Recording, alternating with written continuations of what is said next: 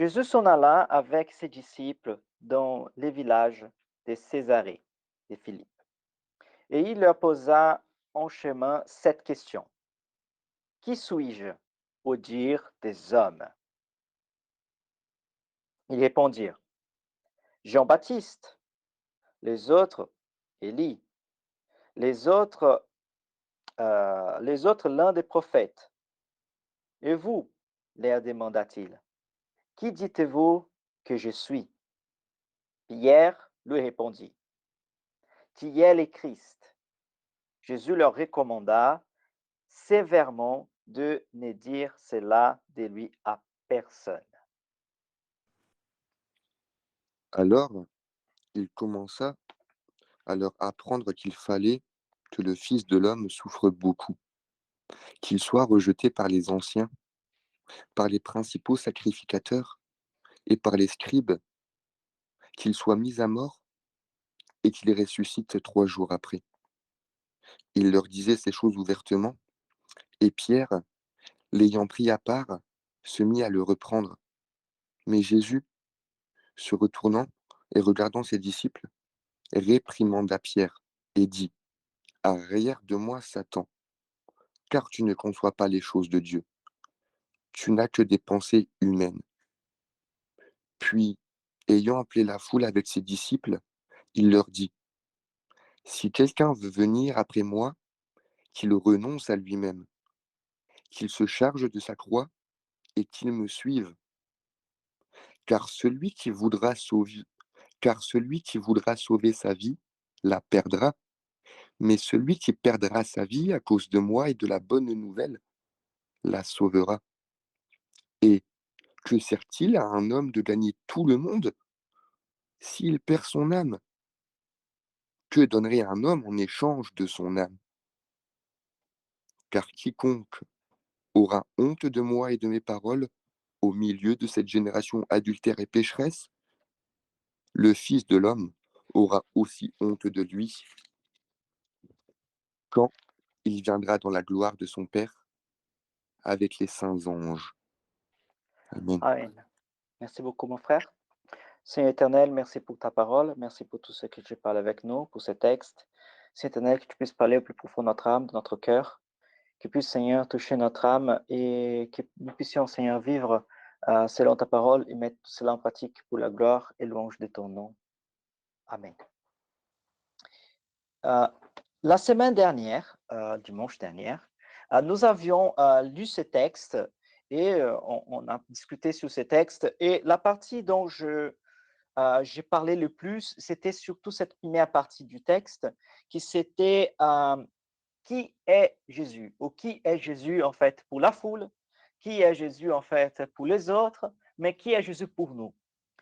Et donc, nous avons développé ces textes en parlant en fait de fois plusieurs perspectives ou plusieurs croyances que les gens ont autour de la personnalité ou de qui était Jésus et qui Jésus représente pour nous. C'est super intéressant parce que nous avons vu en fait cette déclaration de Pierre qui dit, toi tu es le Christ, le Fils de Dieu, le Messie, c'est lui qui est le sauveur du monde, c'est lui qui est le sauveur d'Israël.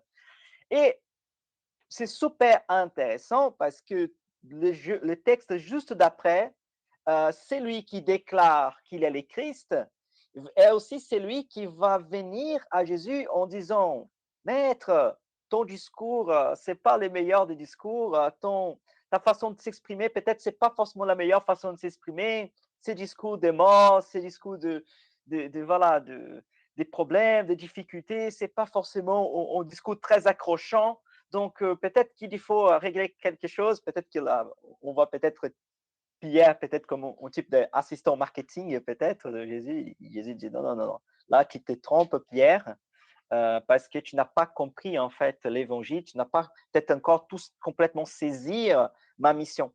Et là, tu es en train même de prêter ta bouche à Satan. Satan aussi, c'est celui qui est l'adversaire. C'est lui qui est l'oppositeur. C'est lui, en fait, qui va à l'encontre, qui s'oppose à l'œuvre de Christ.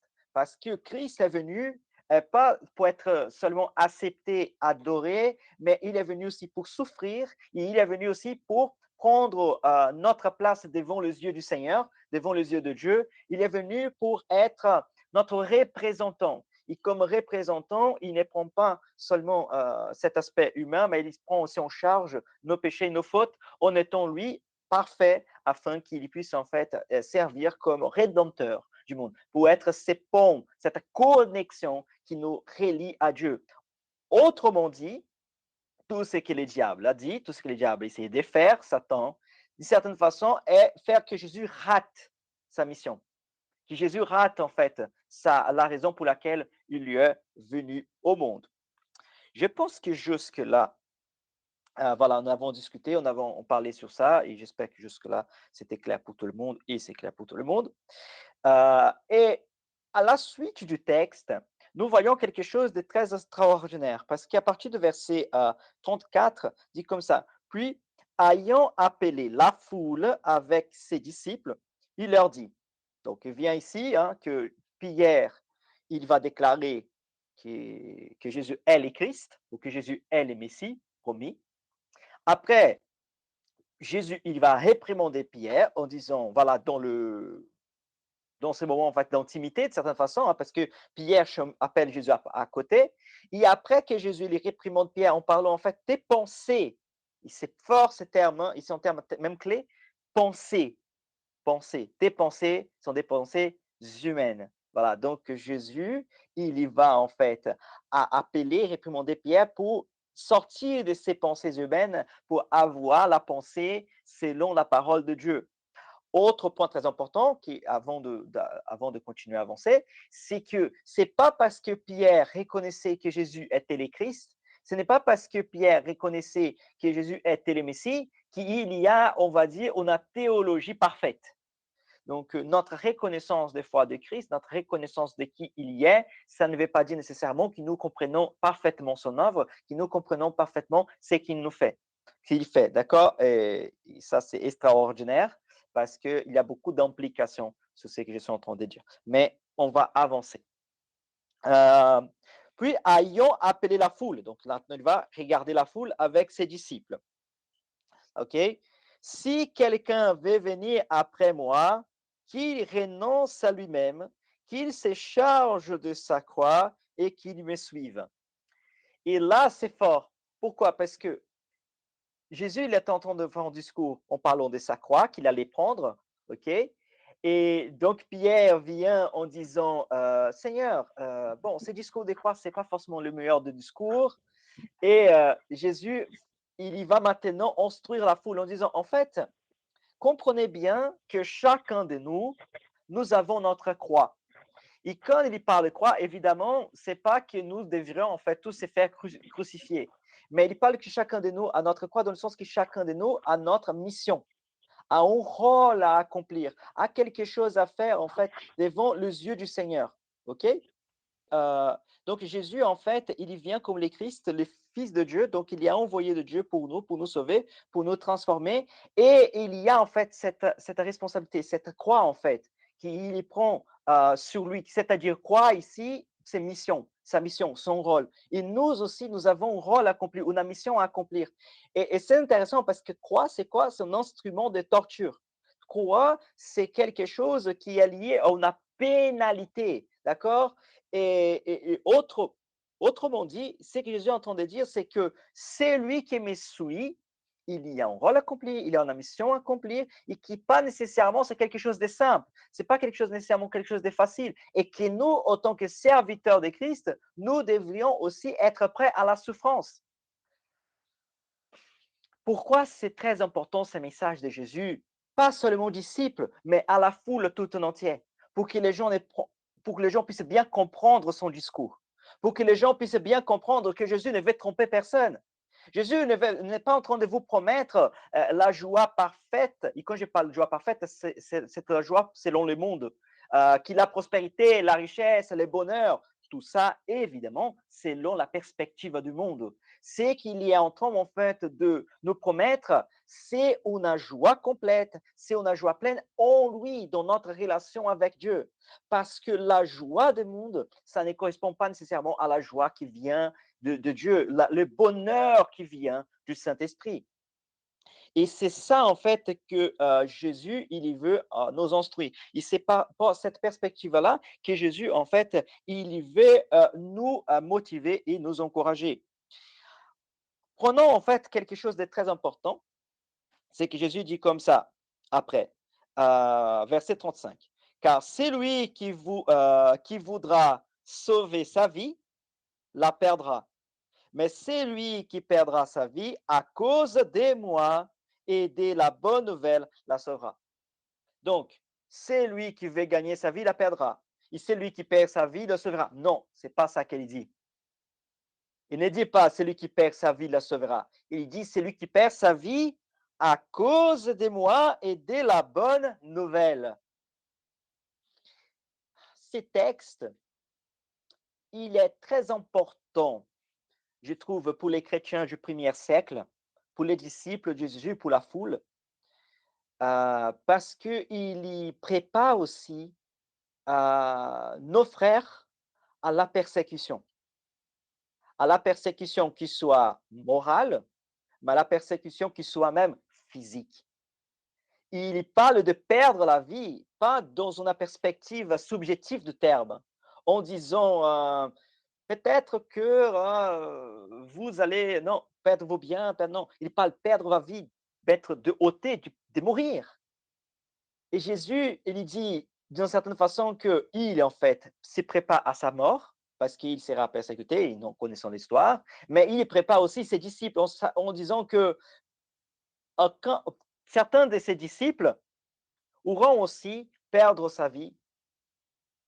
Mais le point le plus important, c'est que perdre sa vie à cause de moi et de la bonne nouvelle, c'est pas perdre sa vie, c'est gagner la vie, c'est avoir la vie. Et ça, c'est la grande bénédiction de Dieu. Parce que c'est lui qui a laissé sa vie et c'est lui qui a retrouvé la vie. On retrouve la vie en Christ. Pourquoi? Parce que Jésus est la vie.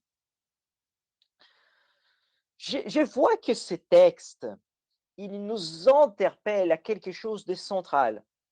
Ces textes nous interpellent à quelque chose de très profond.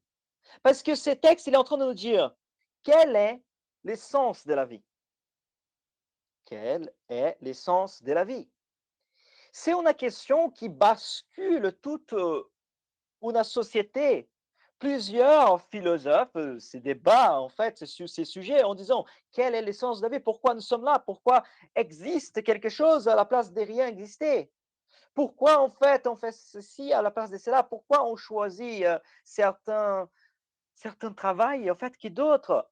Certaines personnes, quand on voit la vie dans une certaine linéarité, ils disent, en fait, moi, je suis né, j'ai grandi, j'ai fait une formation, je me marie, j'ai des enfants, après, je deviens vieux avec des petits-enfants, je meurs et la vie continue. Comme c'était juste une suite.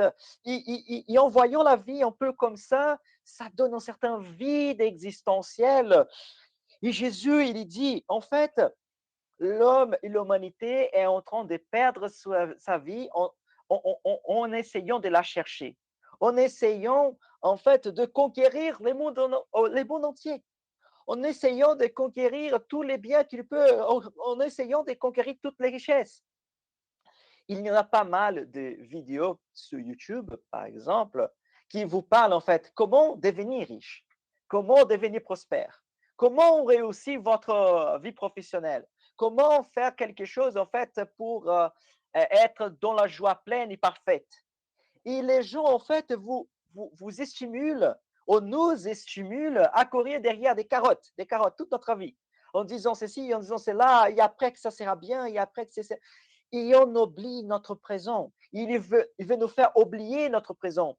Ou certaines personnes s'attachent énormément à leur passé, n'arrivent pas à pardonner, gardent certaines angoisses, gardent certaines tristesses. Il s'est passé qu'il a causé de mal, qu'il a fait de mal, et toujours en fait en train de la perturber dans le présent et qu'il la aprisionne. D'autres qui ne sont pas heureux avec leur passé et leur présent se projettent dans l'avenir et dans le futur, dans un futur qui n'existe pas, et dans un futur, dans un rêve qui peut-être qui jamais viendra, et ne vit pas le présent. Et d'une certaine façon, que la vie passe, et on ne voit pas la vie passer. Et tout à coup, on s'est dit, waouh, moi j'ai déjà 25 ans, j'ai déjà 30 ans, j'ai déjà 50 ans, j'ai déjà 80 ans. La vie a passé. Je n'ai pas vu la vie passer. Mais c'est que Jésus nous appelle. Ce n'est pas en fait d'être attaché au passé, de chercher au futur, quelque chose qui viendra dans l'avenir, mais vivre aujourd'hui, notre croix d'aujourd'hui, notre pain d'aujourd'hui, notre relation avec Dieu d'aujourd'hui. Parce que la vie avec Christ, c'est pas une destination. La vie avec Christ, c'est un chemin. Je répète, la vie avec Christ, ce n'est pas une destination. La vie avec Christ, c'est un chemin. C'est une marche quotidienne avec lui. C'est une relation quotidienne avec lui. Je vais utiliser cet exemple parce que je pense que c'est parmi les exemples les plus simples. D'accord? Euh, Admettons que, par exemple, je sais que quelques-uns parmi vous ou sont mariés ou d'autres qui, par exemple, ont des enfants. Quand vous avez un enfant, ou quelqu'un qui vous est cher, vous ne pensez en fait à la projection de la vie de cette personne en disant dans 20 ans, dans 30 ans. Tu veux profiter en fait, admettons ton enfant, tu veux profiter de la vie de ton enfant tous les jours. Tu vois? J'ai pu discuter avec mon frère Cédric récemment et j'ai parlé par exemple de l'âge de sa fille qui est jeune. Il dit qu'en fait, moi, j'ai pas d'enfant, mais je lui dit, en fait, tout le monde dit que cet âge, c'est un âge qui passe très vite. D'accord? Et quelqu'un qui a d'enfants, et qui est des enfants un peu plus âgés peut dire ça aussi. Voilà, waouh, mes enfants, ils ont grandi de 1 an, 3 ans, 5 ans, très vite. Après, c'était le moment de leur adolescence, tout ça. Et en fait, chaque étape de la vie d'un enfant, il y passe très vite. Ça pourrait aussi être la projection vers la vie de quelqu'un qui nous est cher. Et si nous nous attachons en disant, ah, j'ai un enfant maintenant d'un an, mais je ne vois pas le moment de mon fils avoir 18 ans, et boum, c'est débarrassé, c'est débarrassé de la maison, tu vois, il est parti, il voit, Non, on ne pense pas comme ça. En tout cas, j'ai jamais vu un parent penser comme ça.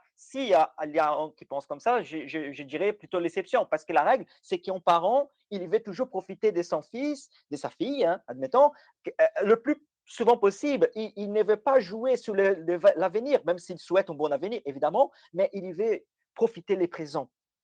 D'accord? Il veut profiter la gestation. Il veut profiter qu'il est un bébé. Il veut profiter qu'il commence à parler les premiers mots. Et pourquoi j'ai dit cela? Évidemment, pour faire la projection de notre relation avec Dieu.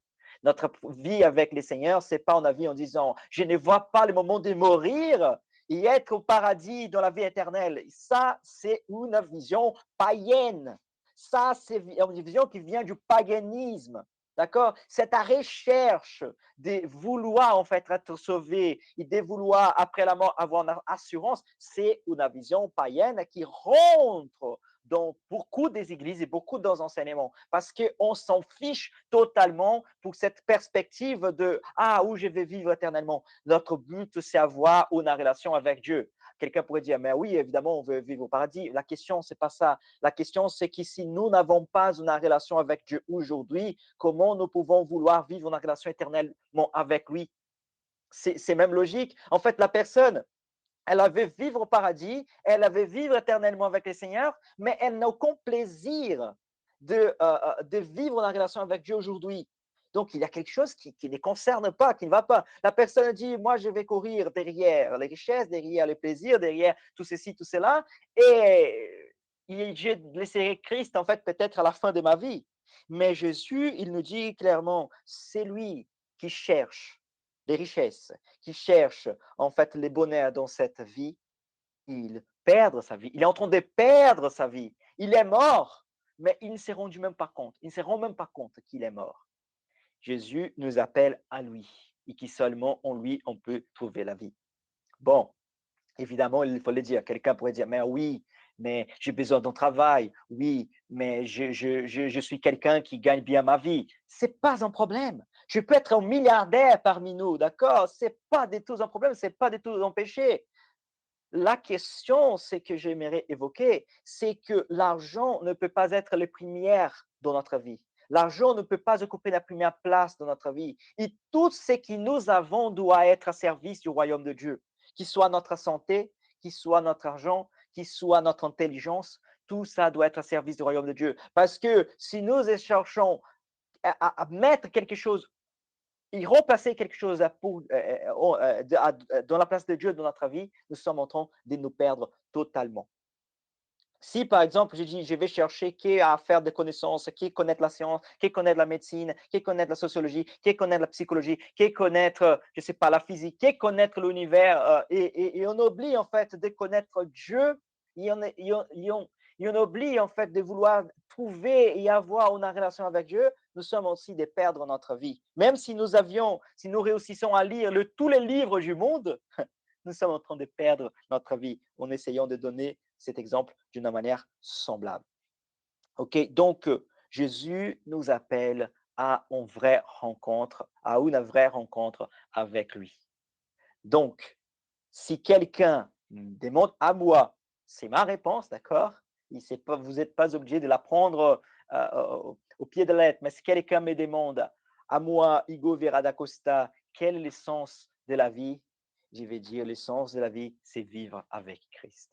Le sens de la vie, c'est marcher avec le Seigneur. Ah, mais le sens de la vie, c'est pas pratiquer les bonnes œuvres afin que peut-être que tu seras sauvé. Non, non, je m'en fiche. Le salut, c'est plus un problème pour moi. Le salut, c'est un problème que Jésus a résolu sous la croix. Maintenant, mon problème, c'est à chaque jour, à chaque instant, vouloir vivre en pleine relation avec lui. Et donc, quand je vis dans l'obéissance, je ne vis pas dans l'obéissance parce que je cherche quelque chose derrière. Je vis dans l'obéissance, s'il y a que je peux dire ça, obéissance, parce que c'est la relation que j'ai avec Dieu. Parce que faire différent, c'est pas pareil. Un exemple. Un exemple très, très important. On a parlé d'enfants tout à l'heure. Vous, nous tous, nous étions un jour enfants, et vous, en fait, vous voyez certains comportements des enfants, des fois, certaines choses que les enfants font. Et vous dites, il fait ceci parce qu'il est encore un enfant. Il parle comme ça parce qu'il est encore un enfant. Il y a ce type de comportement immature parce qu'il est encore un enfant. Et c'est exactement ça, mes frères, que je vous appelle, à ne pas encore continuer à avoir un comportement d'un enfant. C'est lui qui pense et qui cherche seulement la vie éternelle avec le Seigneur quand je parle après la mort, c'est encore un enfant spirituel. Je ne dis pas qu'il n'est pas sauvé. Je ne dis pas qu'il ne connaît pas Jésus, mais je dis qu'il vit encore dans une infantilité religieuse, dans une infantilité de sa foi, et qu'il encore n'a pas compris que le but, comme je dis, c'est pas une destination, mais c'est une relation. D'accord? Euh, c'est comme si un enfant, en fait, regardait ses parents, il là, dans cette perspective contraire, dit je ne vois pas le moment, en fait, de partir de cette maison et que tu payes mes études et que j'ai commencé ma vie, mon entreprise, et que je trouve quelqu'un et je me débarrasse de toi. Un parent ne sera pas très heureux de ça. Euh, voilà, c'est la même idée, en fait. C'est la même d'une certaine façon, proportionnellement, c'est la même idée ici, qu'on veut qu'il y ait les bénédictions de Dieu, qu'il y ait des choses que Dieu peut nous donner, et pas où on a une relation avec lui. C'est la même idée de la parabole de fils prodigue, de fils, en fait, plus âgé. C'est la même chose avec l'homme riche. C'est la même chose. C'est que nous devons comprendre, c'est que le sens de la vie est vivre avec Christ et gagner le monde tout en entier sans avoir une relation avec le Père est perdre et c'est perdre totalement. Même que nous avions tout, nous sommes totalement perdus. Et ça, c'est le pire. Et ça, c'est le pire. Parce que le pire, c'est pas quand nous sommes dans la misère et nous disons, on est totalement perdu. Le pire, c'est que nous avons tout, nous pensons que nous avons tout conquéru, mais nous sommes totalement dépourvus et dans la misère. Mes frères et sœurs, voilà, que Dieu vous Amen. bénisse. J'espère que ça tout est clair. Et là, nous allons passer voilà, au moment aux questions. D'accord? C'est quelque chose. Oh, rebondir aussi, hein, pas nécessairement des questions, ou Mhm. d'interpellation, pas quelque chose qui vous interpelle, ou quelque chose peut-être aussi qui vous n'êtes pas peut-être nécessairement Mhm. d'accord. N'hésitez pas. Vous êtes tous, je suis tout à fait, totalement à votre écoute. Bah déjà, Amen, hein, parce que c'est riche, hein, c'était riche. Et c'est très fort hein, ce que tu as dit à la fin, frère. Tu as dit comme ça, celui en fait qui croit au Seigneur Jésus parce que il veut aller au paradis ou parce que il veut bah, ne pas avoir une sécession d'existence, si je peux dire comme ça, eh ben, Mhm. il est encore un peu enfant. Parce que c'est pas ça croire au Seigneur Jésus. On ne croit pas pour être sauvé, si j'ai bien compris la Exactement. profondeur. Et justement, euh, ça rejoint totalement le, le contexte des, du texte qu'on est en train de lire, parce que paradoxalement, on sait que si on croit au Seigneur, on est sauvé, mais on ne croit pas en lui pour être sauvé. Et tu as Exact. parlé d'obéissance, frère. Pour moi, c'est pas de l'obéissance, c'est de l'adoration. Certes, c'est de l'obéissance dans le sens où Mhm. on se soumet à ce que nous dit Dieu, Mhm. mais on ne le fait pas par contrainte. Et en fait, c'est une forme d'adoration pour Oui, nous de le faire parce que justement, aussi, tu as dit que les païens, tu vois, c'est ça, ils veulent être quelque part, ils s'imaginent comment c'est, mais en vrai de vrai, si c'est carré, si c'est rond, s'il y a de la lumière, si c'est bleu, si c'est en haut, si c'est une terre, en vrai, on s'en fout parce que on sera avec Dieu chez lui, dans sa maison, en alléluia. communion la plus totale, donc ça sera encore peut-être même mieux qu'ici. Et ça sera mieux qu'ici, parce que ici, nous avons encore cette nature pécheresse qui nous empêche Mhm. pleinement d'être en communion avec lui, d'être dans sa totale présence. Mais là, en fait, après, euh, ça va être beaucoup, euh, comment dire, euh, pour moi, en fait, tu vois, quand il dit qui porte sa croix, en fait, c'est sachant que, euh, attends, je cherche le verset, il est, qu'il renonce, voilà, 34, il dit, si quelqu'un veut venir après moi, qu'il renonce à lui-même. Donc déjà, je fais une pause là, qu'il renonce à lui-même, ça veut dire qu'il se rejette sa personne qu'il est lui-même, son identité aujourd'hui, qu'il rejette sa chair, qu'il rejette tout ce qu'il connaît de lui.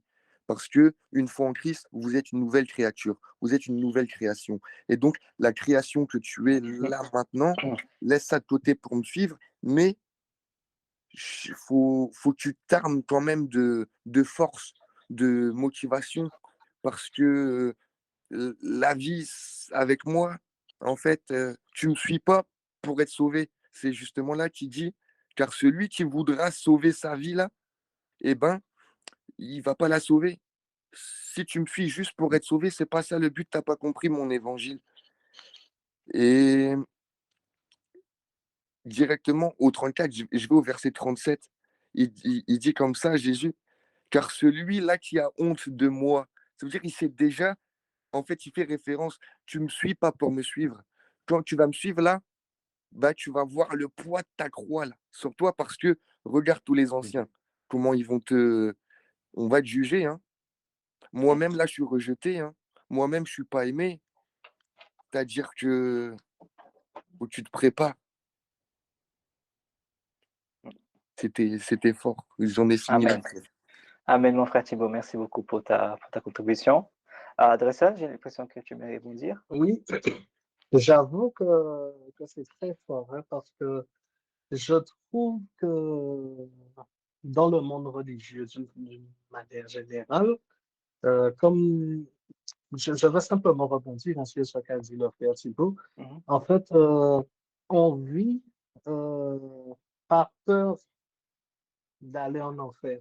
C'est-à-dire qu'on vit la foi, que ce soit musulman ou n'importe, hein, on vit vraiment par peur d'aller en enfer. C'est-à-dire qu'on ne fait pas ceci ou cela en se disant que ça va nous conduire directement en enfer et que. Bon. Et finalement, je pense qu'on a même un petit souci en se disant que c'est plus pour échapper à l'enfer que plutôt aller au paradis. Et finalement, c'est pour, plutôt que, comment expliquer ça de façon claire? En fait, on veut, voilà, c'est même pas tant qu'on veut aller au paradis, hein, mais c'est vraiment qu'on veut échapper à l'enfer, en fait. Et Mm, donc ça encore, c'est le premier niveau de, voilà, premier niveau. Et quand je vois que Dieu nous appelle, non pas à vivre, il faut craindre Dieu, c'est vrai, mais mm, qu'il faut vraiment chercher une véritable communion au point qu'on ne pêche pas par peur, mais qu'on que ce soit de notre nature, en fait, de ne pas pécher. C'est de notre nature, en fait, de chercher la communion avec Dieu et qu'on soit vraiment dépendant, finalement, à Dieu. C'est à tout autre niveau, hein, que je n'ai pas du tout atteint. Et que je crois qu'il va me falloir encore quelques temps pour assimiler, puisque, voilà. En tout cas, Amen. merci pour ça. Amen. Gloire à Dieu. Amen. Non, mais nous sommes toujours en train de marcher, mon frère. Nous sommes toujours en train de grandir. Et grandir avec les seigneurs et marcher avec les seigneurs, c'est un chemin en fait constant, d'accord? Donc le plus important, c'est que nous prenons des fois conscience en fait de nos limitations et savoir que voilà, que le but c'est marcher et avancer avec les seigneurs. Donc t'inquiète pas par rapport à notre démarche, le but c'est la direction que nous sommes en train de prendre. Voilà, donc le but c'est que nous allons vers Christ et ça c'est le plus important. Voilà. Donc sa question c'est pas où nous sommes, mais la question, c'est la direction que nous sommes en train d'aller. Mhm. Ça, c'est le plus important. La direction, c'est plus important que nécessairement la, Mhm. euh, comment dire, la distance parcourue. Oui. Après, il faut dire aussi que nous-mêmes, en fait, on n'a connu que le monde, que les choses du monde, que les ressentis du monde. Et c'est seulement une fois avoir reçu l'appel du Seigneur qu'on a commencé à avoir une vision autre de tout ça, en fait. Enfin, Mhm, j'englobe tout ça. Et c'est là aussi que Jésus, quand Pierre, il vient reprendre Jésus, en fait, c'est parce que Pierre a connu que le monde aussi. C'est un homme pécheur comme nous, et donc il pense que, en fait, le monde, c'est très, très. Vu qu'on vient de là, nous, on a peur de partir d'ici parce qu'on ne connaît pas. Et donc, on croit que le monde, c'est tellement fort. Il y a tellement tout dans le monde, en fait. On peut tout faire. Et on veut pas, peut-être par peur, effectivement, de quitter de l'inconnu, mais aussi par ces choses matérielles. C'est-à-dire bah, tout, quoi, tout ce qu'on peut aimer, tout ce qu'on peut. Et c'est là que Jésus nous dit non, non, non, non, c'est. Enfin, c'est pas le monde qui va t'apporter le bien, c'est pas le monde qui va. En fait, il essaie de nous vraiment euh, nous faire voir le côté de l'esprit, que c'est l'esprit qui va nous amener euh, à comprendre et à être en paix avec soi-même. C'est-à-dire que les yeux, là, ils peuvent voir de l'or dans, dans ce monde, mais chez moi, là-haut, tu vis par l'esprit. Ok, on aura un corps glorifié, mais ce corps glorifié vivra par l'esprit. Et si ton esprit, bah, il aura foi, et la Bible déclare comme ça, si tu as la foi de déplacer la montagne, elle se déplace. Donc si là-haut, ton esprit a foi de voir, je ne sais pas, cela, bah, tu auras en fait, enfin, je ne sais pas comment expliquer, mais c'est ton imagination, comment dire, ton esprit, euh, bah, tu crées ta propre, comment dire, ta propre vision par ta propre pensée, ta propre mhm, conscience. Et je me dis, en fait, peut-être que la nouvelle terre, la nouvelle Jérusalem et tout, en fait, on sera tellement en paix, mais que des bonnes pensées, des pensées que positives, que on pourra recevoir. C'est-à-dire, j'aimerais, je sais pas, mais pas des trucs comme, ouah, je veux une grande maison en or. Ce sera pas ça, en fait, on n'aura pas ces pensées-là. Parce que ici même, Jésus nous a appris à ne pas l'avoir. Pourtant, on vit là dans ce matériel, mais on l'a refusé. Alors là-haut, il n'y a pas matériel. Enfin, quand je dis il n'y a pas matériel, vous me comprenez. mhm. On ne sera pas attiré par ces choses-là, mais par les Ouais, sentiments, tu vois. Enfin, ouais. Et c'est intéressant en fait que c'est que est considéré gain par les mondes, aux yeux de Dieu, c'est une perte. Et quand nous, en fait, cherchons ces gains qui, selon le monde, nous sommes en train de nous perdre. Il est pire de tout, c'est que nous avons l'illusion de gagner quelque chose, mais nous sommes dans un esprit vraiment folle qui Jésus, il nous dit les choses la plus logiques et qui n'est pas évident. Il dit, mais découvrez-vous en fait que vous gagnez tout, mais que vous perdez votre âme. Âme ici, bon, je n'ai pas encore exploité cette idée d'intégrité aussi, cette idée d'identité, qui ça pourrait être aussi exploité. Mais âme aussi, admettons que la personne, elle achète, tu vois, une très belle voiture, admettons, voilà, et après, elle trouve cette voiture, elle a claque tout son argent pour cette voiture, mais elle n'a pas d'argent pour l'entretenir, n'a pas d'argent pour mettre le carburant, n'a pas d'argent en fait pour payer les assurances. Donc la question en fait, la personne va dire mais quoi vaut en fait? Tu as acheté une très belle voiture, tu as payé je sais pas 1 million d'euros sur cette voiture, mais tu n'arrives pas à l'entretenir parce que tu as claqué tout ton argent dedans et tu n'as pas en fait comment la soutenir. Et vous allez dire mais c'était quelque chose de stupide. Ça ne fait pas. Et Jésus, de façon semblable, est en train de dire la même chose, mais avec, voilà, d'une autre perspective, en disant, en fait, vous essayez de gagner tout, vous cherchez et vous vivez, en fait, derrière des carottes toute votre vie, toute votre existence, mais au final, vous êtes en train de vous perdre de plus en plus et vous allez se trouver au bout du chemin. Peut-être que vous allez réussir ou pas à attacher, à prendre cette carotte, mais au final, vous allez voir que vous avez tout perdu.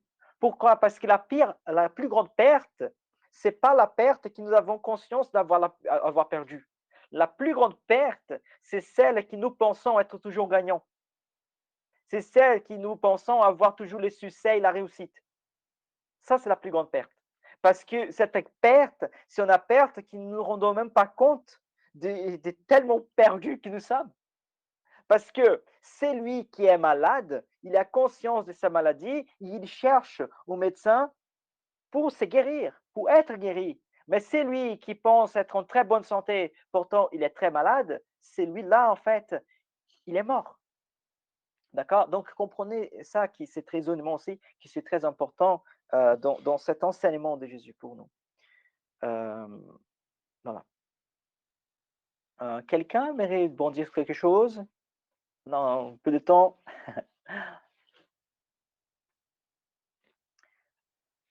Ma sœur Marie-Claire, ça va?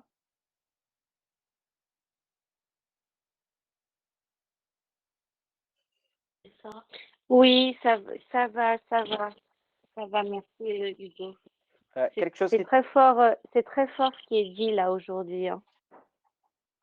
Amen. Amen. Gloire à Dieu. Amen. Mm. Ok. Donc, vous avez tous libres, en fait, voilà, de parler, voilà, de s'exprimer. Donc, je veux pas forcer personne. Donc, vous êtes tous libres. Et du coup, si vous ne réagissez pas, je pense que vous ne voulez pas vous exprimer. Donc, sache-le que si vous voulez, en fait, demander après ou poser des questions au long de la semaine, d'accord? Ça se peut, ça s'arrive. Vous pouvez aussi envoyer vos questions, qu'ils soient dans le groupe ou qu'ils soient privés, et on peut en discuter. OK? Donc, je vais conclure par une prière. Je vais demander à ma sœur Marie-Claire, est-ce que tu m'aurais conclu ce moment par une prière? Et après vous pouvez, hein, si vous voulez rester, on peut discuter les uns avec les autres. Voilà, vous pouvez tous rester. D'accord. Seigneur mon Dieu, ô Adonai, toi l'Éternel, l'Alpha et l'Oméga, notre Père, Abba, Papa, nous voulons te remercier, te rendre grâce et te rendre toute la gloire qui t'est due depuis toute éternité. Merci pour ce moment de prière, de réflexion autour de ton saint nom et autour de ta sainte parole. Nous savons que c'est toujours une grâce de pouvoir se réunir car à travers le monde, bien de nos frères et sœurs n'en ont pas la possibilité ou sont même persécutés pour leur culte. Merci pour les paroles du pasteur de ce jour qui ont été très forts. Et oui, Seigneur, Tu n'es pas la destination, mais tu es vraiment le chemin. Nous cheminons auprès de toi à chaque seconde de notre vie. Notre conversion est perpétuelle et éternelle, jusqu'à ce que nous puissions te rejoindre dans les lieux très saints. Seigneur mon Dieu, je te remercie pour tous mes frères et sœurs. Je te remercie de prendre soin de nous, car tu es le meilleur Père. Merci d'entendre nos sujets de prière, nos réclamations et nos demandes. Pardonne-nous de ne pas être assez reconnaissants et sois indulgent par rapport à nos capacités d'être humains qui font que nous sommes limités dans la compréhension de ton amour, de son immensité, de son infinité. Seigneur mon Dieu, bénis tous les frères et sœurs qui ont participé au culte ce matin, à ceux qui n'ont pas pu nous rejoindre. Bénis abondamment Hugo et son épouse Rebecca.